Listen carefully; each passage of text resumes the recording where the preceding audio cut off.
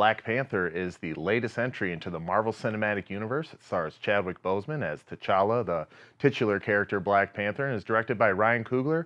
You might recognize his work from the movies Creed and Fruitvale Station, and he brought his star of those two movies, Michael B. Jordan, in to play the villain, Eric Killmonger.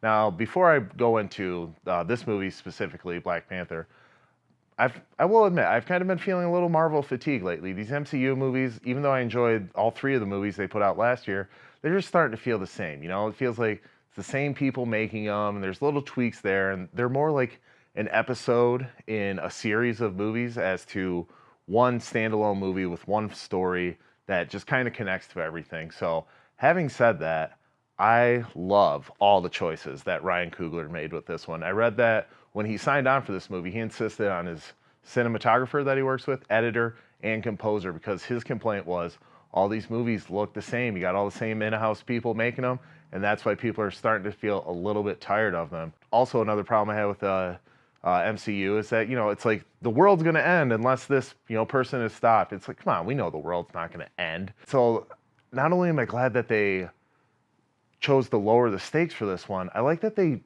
fixed a big problem they had in the MCU lately, and that's the villain problem.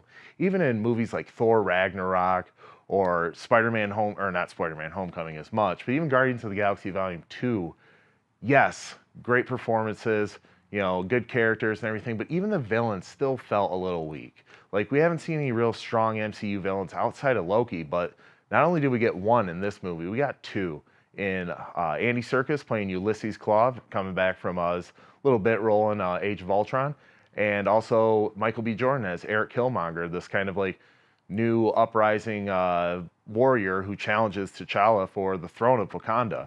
I mean, and these villains were compelling. I mean, Andy Serkis, he just lights up the screen every time he's in it. He's like that crazy kind of fun villain, you know, who like he knows what he's doing is bad and what's wrong, but he's like having fun doing it. So that brought enjoyment to the role. And then Michael B. Jordan as Eric Killmonger, he brought some real depth to this character. I love when any movie, not just comic book movie, but any movie can make you kind of sympathize with the villain for a little bit. And if not completely sympathize, maybe just sort of understand their viewpoint, more empathize than anything. Just kind of know where they're coming from, and you can see why they're doing what they're doing.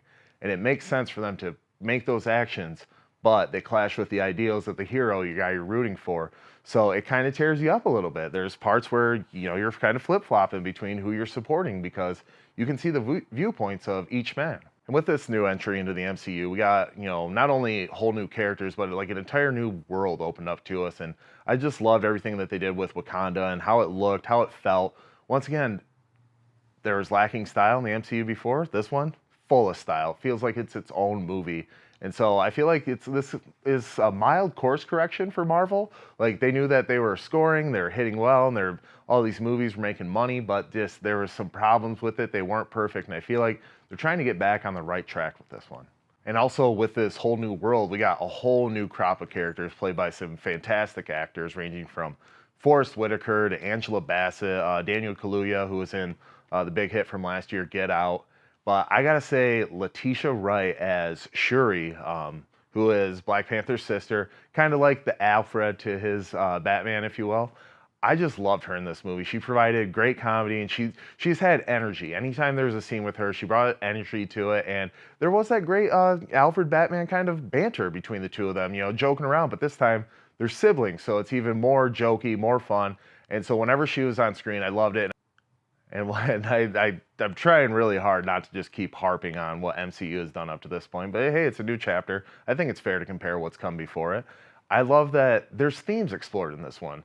Sometimes, you know, it feels like they're throwing some action at you, and maybe there's a little theme about family or hope or things like that, you know, just kind of shoved in there. But no, there are really some things about what you should do if you have the power to help people. I know that kind of sounds familiar territory, like Spider-Man, but not only when you have the power just like help individuals in crisis, but like how you can help the whole world with what you have to give to it.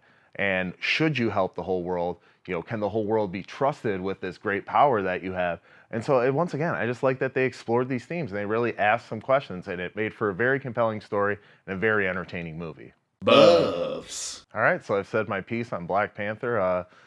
trying hard to think of some complaints, but I really don't have any complaints. Great performances, action was great, all the technical stuff in the MCU is great anyway. So once again, great CGI, great special effects, good editing, and I just like that this movie. It felt like one movie. Yes, it kind of plays into the bigger picture of the MCU, but they focused it on this one story, this movie with a great character, great performances, great direction by Ryan Coogler. I hope this guy gets the keys to Hollywood to do whatever he wants.